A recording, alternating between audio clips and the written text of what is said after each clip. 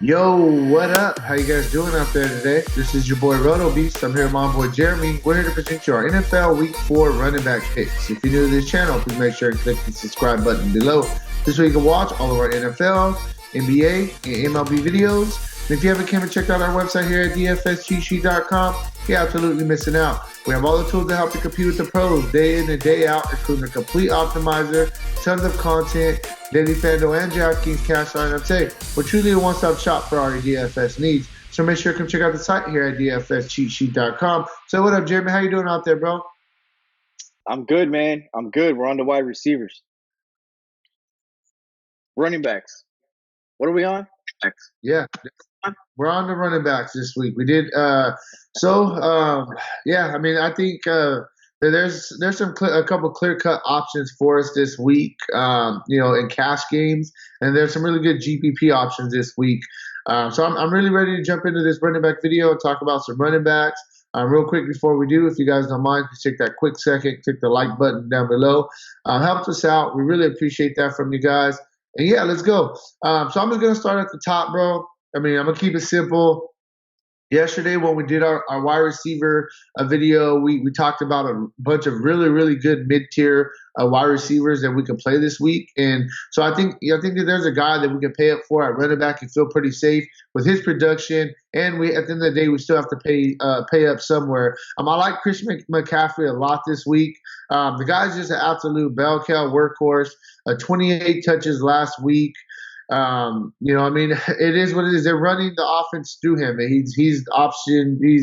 Option A, B, C, D, E, and F. I mean, that's really what it is. It's like, I mean, it's him. It's Christian McCaffrey. I mean, I'm sorry, it's him, and it's really Greg Olsen are the guys there for the Panthers.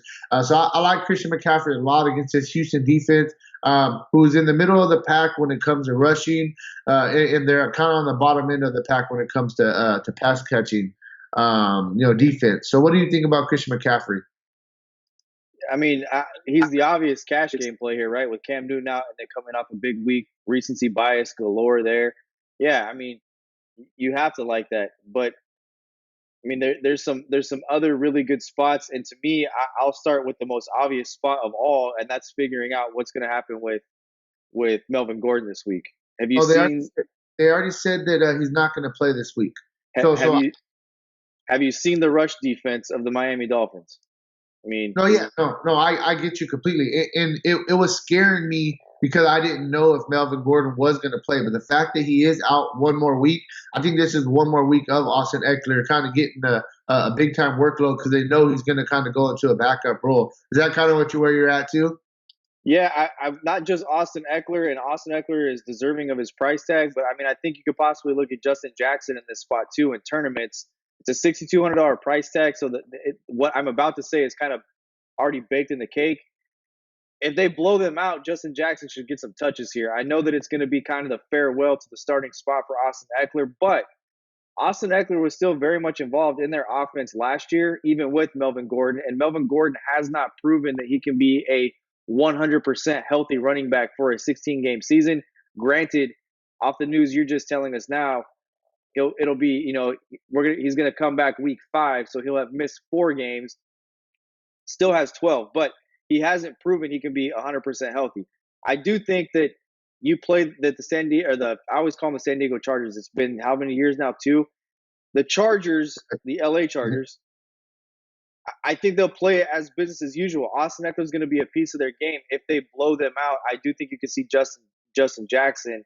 We did see Pollard have a pretty nice game last week against Miami as well, in a backup situation for Ezekiel Elliott, scoring a touchdown. So I think you can look at both these guys. That's just kind of my starting point, to be honest with you. I think the default play is Christian McCaffrey, and cash games is just a really good spot. God, the guy's getting almost 75 snaps a game. So, you figure 27 touches on 75 snaps. That's a very high percentage of the snaps he's on the field in which the ball's in his hands. Yeah, for sure. I mean, he's getting everything for him.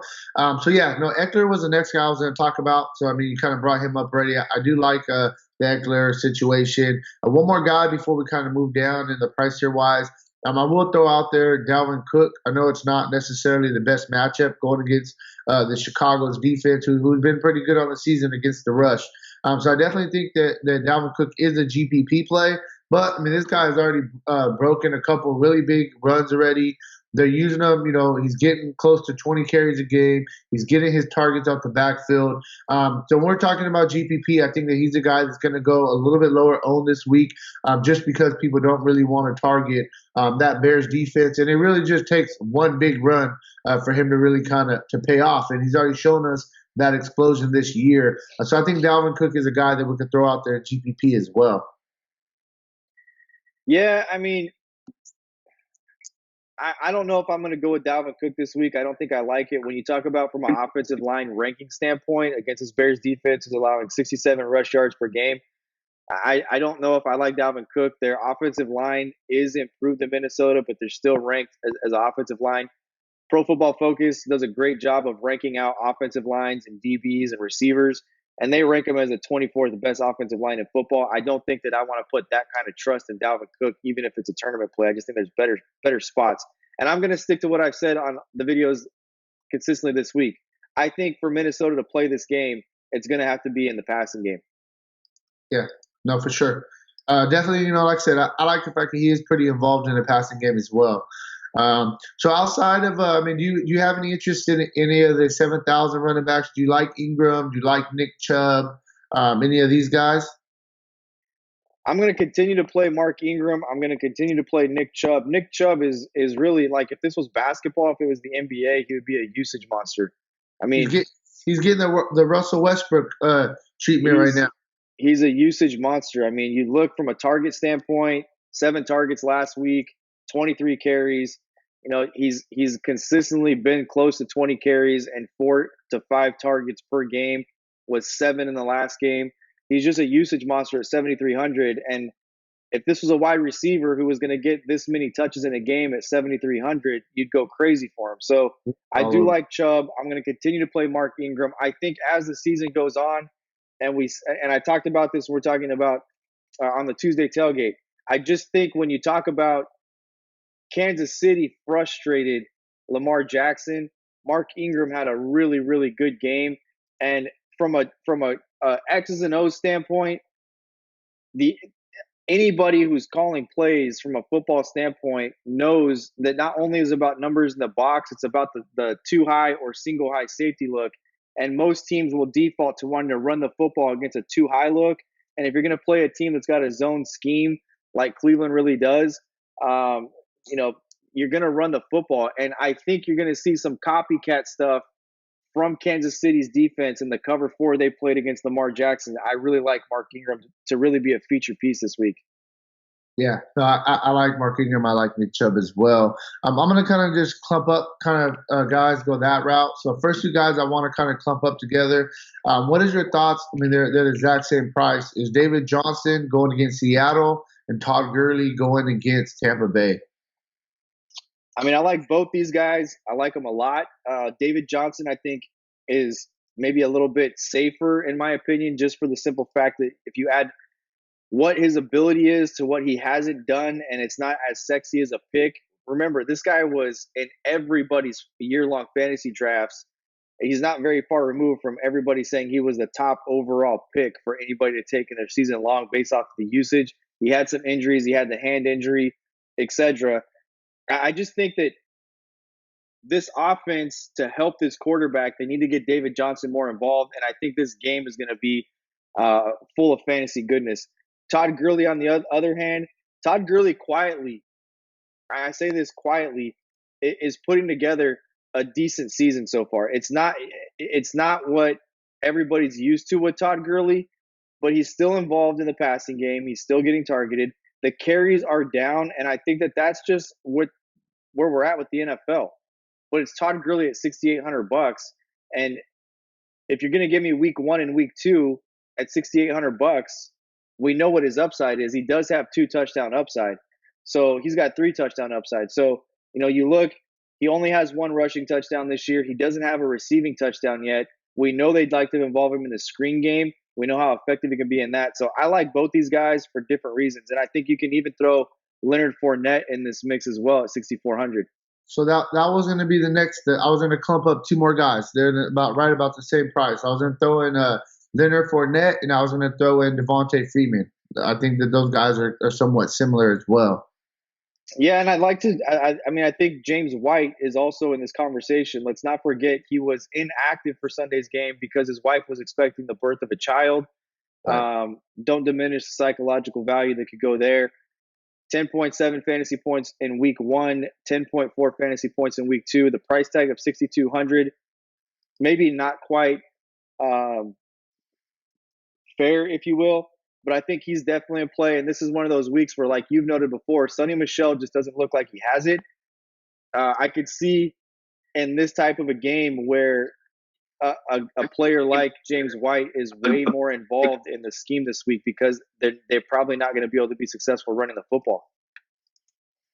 Yeah. So my question is, I mean, I think that James White is a fair play. We got Rex Burkhead, who's actually questionable right now. He was limited at practice, in yesterday's practice. So if Burkhead is out, I feel that James White definitely gets a big time boost. If Burkhead plays and he's a full go, do you have any interest in Burkhead this week? First of all, whatever the New England Patriots put on an injury report, I don't buy. I wait till 8:30 a.m. on Sunday to figure out who's active and who's inactive. Other than that, I don't pay attention to anything that they put on an injury report. Period.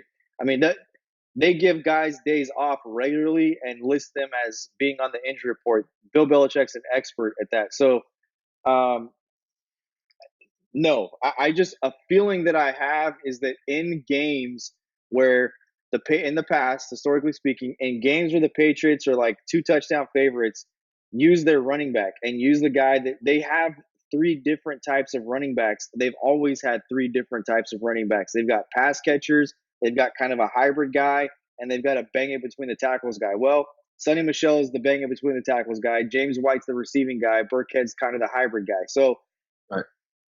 depending on the team they're playing, you can kind of see, if you look at history, who they kind of distribute the football to. This is the type of game where James White would be involved in the passing game, beating the blitz, being a check down running back, getting the screen game involved to slow the Buffalo front seven down, and the pass rush. I can just see this being more of a James White type game than anybody else, and I think that it just bodes well for him from just a psychological standpoint. If you're coming off the birth of a child, you kind of want to go out and you kind of want to ball a little bit. Yeah, no, definitely fair. Makes sense. You've been doing a much better job than me with kind of with them New England Patriots running backs. I think So I think I'm 3 for 3, right? So hopefully that continues. I think I'm 3 for 3 with calling the right running back. right. So another guy that I'm gonna move down to. I think this guy's gonna be pretty popular this week in cash games. I think a lot of people are gonna stack. McCaffrey with his expensive price tag, with Wayne Gallman, taking over the main back role out there for the Giants. So what's your thoughts on Gallman at 5,800? I don't know how much I like the price of 5,800 because I don't really feel like we're getting a huge discount on a traditional value play for a guy who's got huge opportunity, who's been buried on the bench. And secondly, to expect him to go out and come up with an output that is anything close to what Saquon Barkley is able to do, I think is not fair.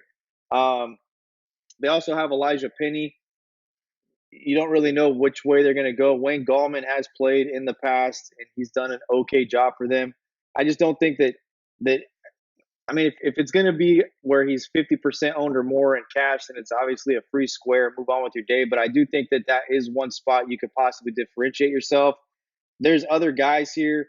We'll have to wait and see what happens with Seattle in the running back position as the week progresses with their injury report. Rashad Penny's been a guy that has kind of taken some of the action and snaps and reps away from Chris Carson. If Chris Carson's going to get the lion's share of it this week, if Rashad Penny's not playing, I think I like that a little bit better. And then right below him is a guy that we've talked about since week 1, at least you have, and that's Frank Gore, right? I mean, I don't know. I just feel like maybe Frank Gore, if he's in the lone back situation here at 5,700, is a more proven guy.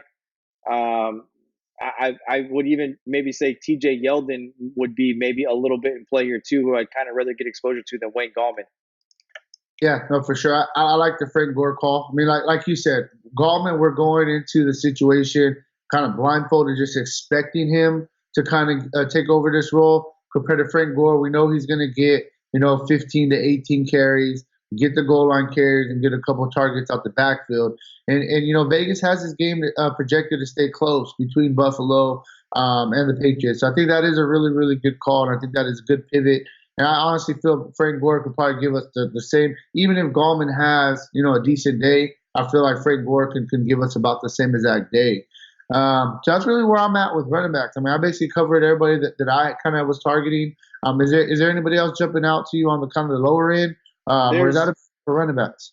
There's really not a lot of spots to look at for running backs this week, in my opinion. I mean, when you start breaking things down, there's not a guy in the value range outside of really talking about Wayne Gallman and Frank Gore.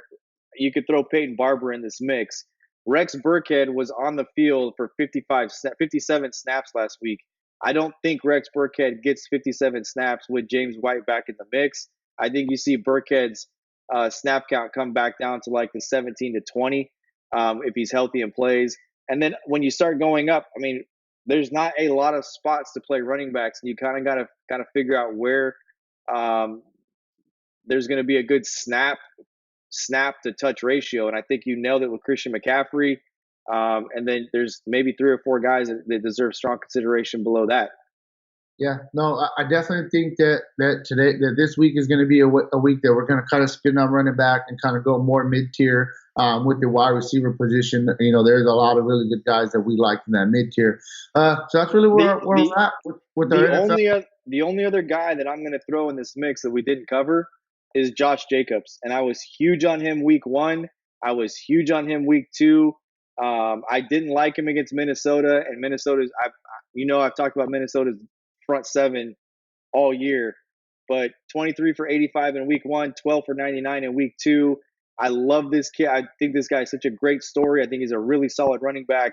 At 6,000, this is the guy in the value tier that I would give my exposure to over a Wayne Gallman, a Frank Gore, and even Peyton Barber, as we mentioned. So that's kind of where I will leave it. Yeah, I mean, definitely GPP play though, right? I don't know, man. I mean, look, I think that if you kind of nailed it when you said spend up for running back, but really you're not spending up for running back. The most expensive running back is Saquon Barkley at 9,200 on FanDuel. He's out. So then there's McCaffrey. I don't think Dalvin Cook is really in play here. I understand what you're talking about in the passing game, and I think Austin Eckler is really the next guy at 8,100. So, now list them off. Mark Ingram, bell cow type snaps. Nick Chubb, bell cow type snaps. Derrick Henry's 7,000. He's kind of in that mid-tier range. And in that mid-tier range of the guys there, it's David Johnson and Todd Gurley really in the best spots for best price. And then when you go down, you're in the $6,000 range. And in that $6,000 range, it's really the guy in the best spot is Josh Jacobs. I mean, he's really, in my opinion, the guy in the best spot in that $6,000 range. And if Willie Gallman is going to be a guy that's popular in cash games, I would probably say that's maybe where I would differentiate myself and give Josh Jacobs at least consideration. Yeah, it's fair enough. So that's really where we're at with our NFL Week 4 running back picks. If you want to check out all of our other picks, make sure to check out the site, dfscheatsheet.com. And hey, good luck on your guys' contest this week, all right? Peace out.